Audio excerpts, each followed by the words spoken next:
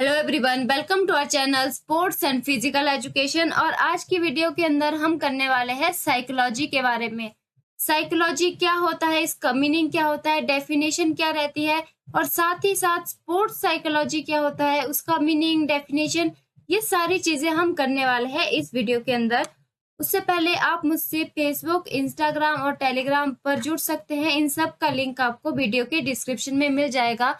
और सारी वीडियो की पीडीएफ फाइल के लिए आप हमारे टेलीग्राम ग्रुप को, व्हाट्सएप ग्रुप को भी ज्वाइन कर सकते हैं। उसका लिंक भी आपको वीडियो के डिस्क्रिप्शन में मिल जाएगा। तो चलिए शुरू करते हैं। सबसे पहले देखिए साइकोलॉजी होता क्या है, इसका क्या मीनिंग रहता है। साइकोलॉजी होता है study of human behaviour, scientific study of human behaviour या साइंस ऑफ ह्यूमन बिहेवियर होता है हमारा साइकोलॉजी। इसके अंदर क्या चीजें रहती है, जिसमें स्टडी होती है, अंडरस्टैंडिंग होती है मेंटल प्रोसेस की। हमारा जो मेंटल प्रोसेस होती है वो किस तरह से काम करती है, क्या चीजें रहती है, हमारा ब्रेन का फंक्शन किस तरह से होता है, और हमारा बिहेवियर किस तरह से, हमारा व्यवहार कोई करता है, ऐसा करता है तो क्यों करता है। तो ये सारी जो स्टडी है, ये सारी चीजें किसके अंदर आती है, साइकोलॉजी के अंदर ये सारी चीज आती हैं। अब साइकोलॉजी जो वर्ड है, देखिए ग्रीक वर्ड है। इसका जो बार बार इसका जो मीनिंग है वो चेंज होता गया, इसकी डेवलपमेंट होती गई। तो ग्रीक वर्ड है ये साइकी एंड लोगस से मिलकर बना हुआ है। साइकी यानी कि सोल, लोगस का मतलब होता है नॉलेज। तो इसका मतलब क्या हो गया कि ये, इसको पहले क्या बोला जाता था साइकोलॉजी को, ये स्टडी ऑफ सोल या science of soul. Psychology is a science of soul, ऐसा पहले माना जाता था। लेकिन ये जो कॉन्सेप्ट था कि साइकोलॉजी को साइंस ऑफ सोल माना जाता था, ये यहाँ पर एक्सेप्ट नहीं हुआ, साइंटिफिक रूप से यहाँ पर मंजूर नहीं हुआ।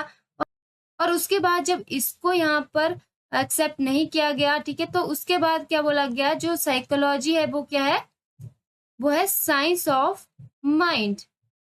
फिर उसको साइंस ऑफ माइंड बोला गया। फिर उसके बाद जब ये फिर से चेंज हो गया, ठीक है, इसकी डेवलपमेंट हो गई, तो इसको फिर से किस रूप में माना गया, साइंस ऑफ कॉन्शियसनेस, चेतना का विज्ञान, साइंस ऑफ कॉन्शियसनेस।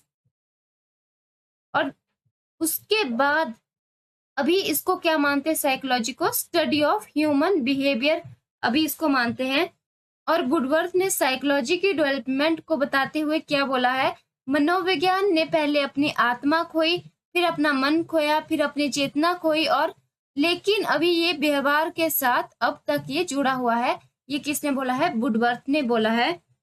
तो ये इसका देखिए थोड़ा सा मीनिंग क्या है, सिंपल इसका मीनिंग है कि अभी साइकोलॉजी को क्या बोलते हैं, साइंस ऑफ ह्यूमन बिहेवियर बोला जाता है। तो इसकी डेफिनेशन देखिए, कई इसकी डेफिनेशन दी गई है। सबसे पहले according to Crow and Crow के अनुसार यहाँ पर क्या डेफिनेशन है साइकोलॉजी की, psychology is the study of human behaviour and human relationship. Hindi में भी बता देती हूँ, मनोविज्ञान व्यक्ति के व्यवहार और व्यक्तित्व संबंधों का अध्ययन है। किसने बोला है, क्रो ने। दूसरे है यहाँ पर अकॉर्डिंग टू रोस ने क्या बोला, psychology in a mental way is the clarification and explanation of behaviour, यानी कि मनोविज्ञान मानसिक रूप में व्यवहार का स्पष्टीकरण तथा उल्लेख है। फिर अगले देखिए यहाँ पर एमएल मुन ने क्या बोला, psychology is concern with the scientific investigation of today's behaviour, मनोविज्ञान का संबंध आज के व्यवहार की वैज्ञानिक खोज से है। फिर नेक्स्ट देखिए philosophy, according to philosophy the best definition of psychology is the science of human behaviour, मनोविज्ञान की सबसे अच्छी परिभाषा व्यक्ति के व्यवहार के विज्ञान के रूप में होती है। तो ये बोला है फिलोसफरी ने। फिर नेक्स्ट डेफिनेशन देखिए अकॉर्डिंग टू मैकडुगल ने क्या बोला, psychology is the actual science of human character and behaviour, यानी कि मनोविज्ञान आचरण तथा व्यवहार का यथार्थ विज्ञान है। फिर नेक्स्ट है according to Dumville, it's a study of mental form, यानी कि यह मानसिक रूप का अध्ययन है। फिर नेक्स्ट है अकॉर्डिंग टू वुडवर्थ के द्वारा क्या बोला गया, psychology concern with the activities of the individual in relation of his environment.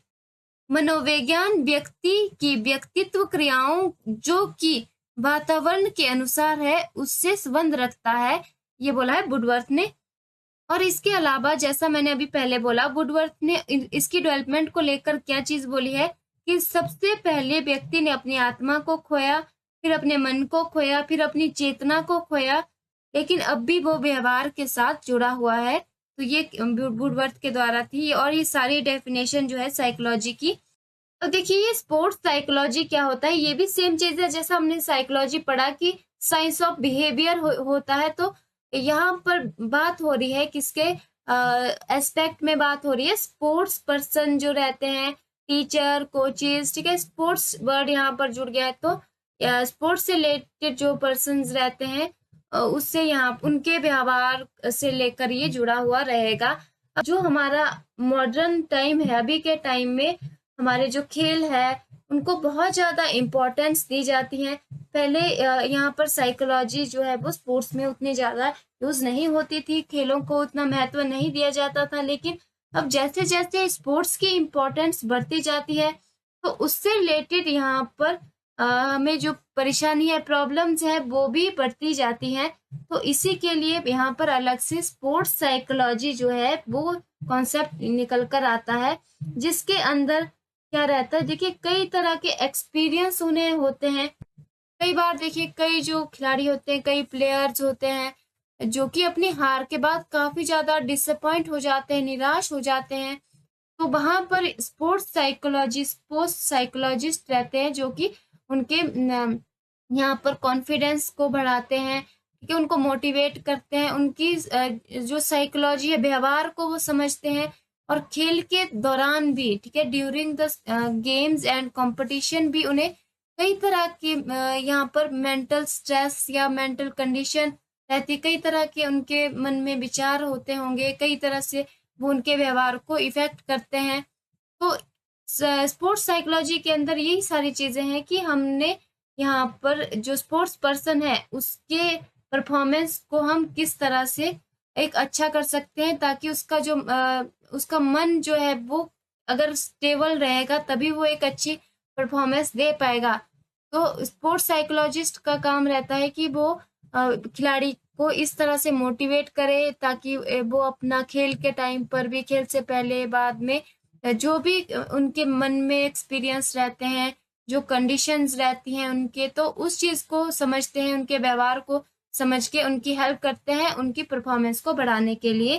तो ये सारी चीजें स्पोर्ट्स साइकोलॉजी के अंदर। और साथ ही साथ इसके अंदर क्या आता है कि साइकोलॉजी जो है वो स्पोर्ट्स को, एथलीट्स की परफॉर्मेंस को किस तरह से प्रभावित करते हैं, और एक्सरसाइज जो फिजिकल एक्टिविटीज रहती है उनको यहाँ पर साइकोलॉजी किस तरह से प्रभावित करती है। तो ये सारी चीजें हैं। अब इसकी कुछ डेफिनेशन देखिए स्पोर्ट्स साइकोलॉजी की, किसने दी है, जॉन लूथर ने। According to John Luther, sports psychology is an over which attempts to apply psychological fact and principle to learning, performance and associated human behavior in whole field of sports। यानी कि खेल मनोविज्ञान एक ऐसा क्षेत्र है जहां पर खेल के समस्त क्षेत्रों में निष्पादन, सीखने और उसके सहकारी व्यवहार के वैज्ञानिक तथ्यों और सिद्धांतों को लागू करने का प्रयास किया जाता है।